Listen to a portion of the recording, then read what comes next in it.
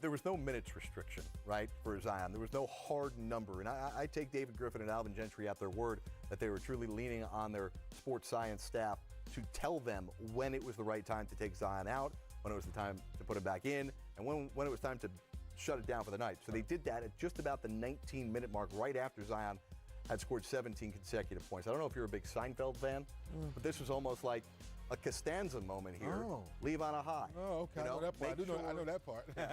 Make sure you don't come back with anything that's negative, right? He had scored 17 consecutive points. I know the Twitterverse that I'm reading right now on NBA Twitter some people want Alvin Gentry fired for not putting Zion back in the game. Let's not overreact on that. Absolutely. Not overreact, people. I understand. I'm with you. I want him to play as well. But remember, this is their prize asset, and they want to make sure they get this right. Some people last week, do like they did with Ben Simmons and Blake Griffin and take the whole year off. No! They did the right thing, had the surgeries, back on his feet. He did a great job tonight. Guess what? 2 nights from now, we're going to see him again. Right. There's conflicting thoughts here, right? Because there's the one thought of, confidence-wise, he leaves with scoring 17 straight points. He feels great going into his next game. The other part of it is, this was a very winnable game. Very winnable game. And when it may come down to one game being the difference of making the playoffs and missing the playoffs, this may be a game we look back on and say, the Pelicans had a chance to win this one. No, they'll look at the 11-game losing streak first. 13. Now, 13, they'll look at that first. They're not going to look at that one game, no. they'll look like, we started off so bad, we dug a hole in ourselves. All right, here we go. Live to Smoothie King Center. Here is Alvin Gentry after Zion's debut. Nothing ever changes. They won't beat themselves. They hadn't done it in 20 years, so you have to execute and you got to actually beat them, because they're not going to beat themselves. And, I thought we had a good run in there at the, that when we made up the 14 points, but, you just got to keep playing against this team. They just do such a great job. Thought LaMarcus played well, and I thought DeJounte Murray played well, and, they just keep coming at you. And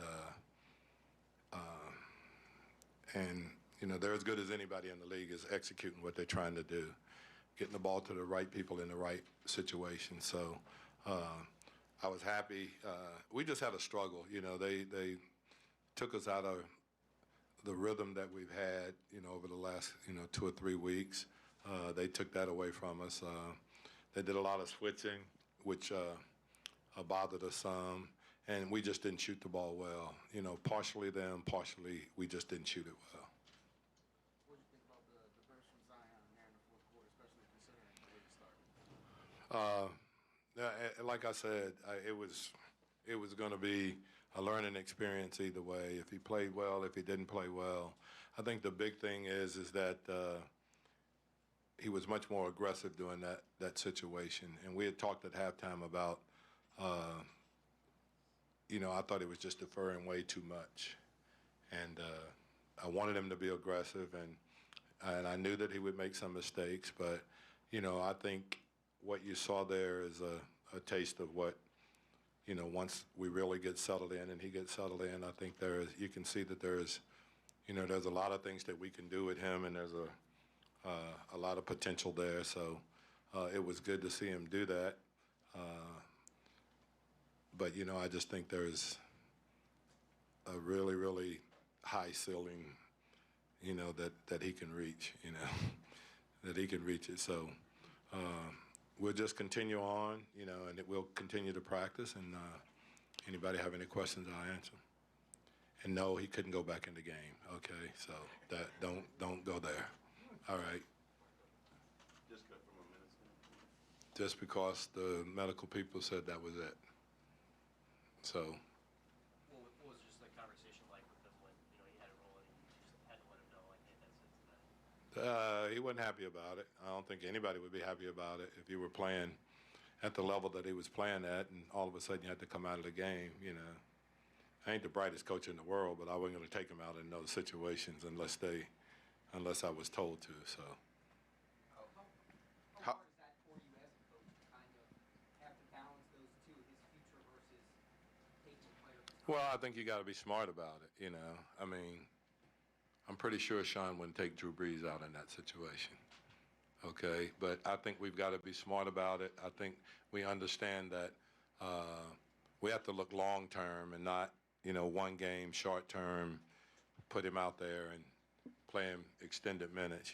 So we were not going to do that in any situation. So I think he made his point, and I think he'll continue to get better, but we can't sacrifice his whole future for one short-term thing. As a fan of basketball, just what was it like, though, to watch that stretch of him just in the crowd and everything around it just kind of exploding at one time? Well, I think you'll see that. I think you'll see that in him some, and like I said, it's his first NBA game. But I think the second time he went out there, actually the third time he went out there, excuse me, I just thought that he was much more comfortable, and I thought he was much more aggressive. He found out that everybody makes mistakes, and he just continued to play through them. And, I think for him it's just a relief to have one game under his belt. And now, all of this goes away. The first game. And now I think he can just play and get himself in a situation where he can continue to learn and continue to grow. Looked pretty natural to me, and he said he felt great. So, all of those things are positive, as I said. I think the test will be in the morning, when he comes in, how will he feel? And, there's no reason for me not to believe that he'll be fine, Coach, we had gotten used to Brandon being the closer over the last few weeks. It seemed like he kind of struggled to get off early and then late as well. Was it the defense that presented problems for him tonight? No, I thought he got, that's the one thing we talked about. I thought he got to where he wanted to get to. I thought he got good shots. It was one of those nights where, they just weren't going in. I didn't think that, it was bad shots that he took, not necessarily, and I didn't think that they were locked in defensively. I just thought that he got to his spots, and they just weren't going in tonight. Yeah, what have the medical people told you as far as how long this minutes restriction plan will be? Well, we don't have, we don't say on January 29th everything will be lifted. It'll be a game-by-game situation, and I think, when they evaluate him the next day, that'll have a lot to do with where we go from there. Was it surprising at all to see Pop throw double teams at him almost immediately to start the game? And what does that kind of say about the type of player he is, that he gets that attention game one? Was I surprised? Nope. I work for Pop, so yeah. I just think that they didn't want to let him get going and didn't want him to just feel relaxed. So they ran guys at him, and I think he handled it great. Like I said, he had a couple of plays that where he lost the ball that he's not going to lose the ball on those particular plays. So that didn't bother me at all. I like the aggressiveness he played with during that stretch, and I think he's just going to get better and better in those situations. And I like the fact that, passing the basketball, he can find guys, And what we really want to see him do more of now is that we want to see him, when he rebounds the ball, push it in the break and be, the facilitator in those situations also. But, you're going to not get all of that in the first night he plays, but, we have something that we can look at and we can grow from now. Alvin, you've been in the league a long time. You've seen a lot of players. Over here, sorry. Oh, I'm sorry. How do you explain what we just saw, a guy that kind of is just going through the first three quarters and then can just erupt like that in the moment with all the expectations that are on his shoulders? Well, we spent a lot of time talking about, listen, at the end of the day, it's game 43 or 45 or whatever it is. Game 45 for us, that's all it is, really.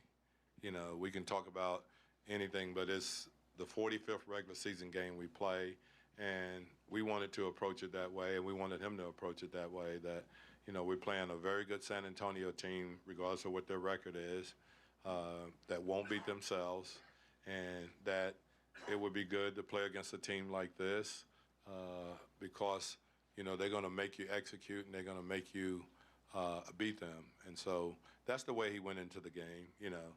As I said, I think at the start of the game, he was deferring, which is kind of natural. And our guys was kind of deferring back to him. So we really never got into any kind of flow or rhythm. But, you know, all of that will come, you know, and I think we'll be fine.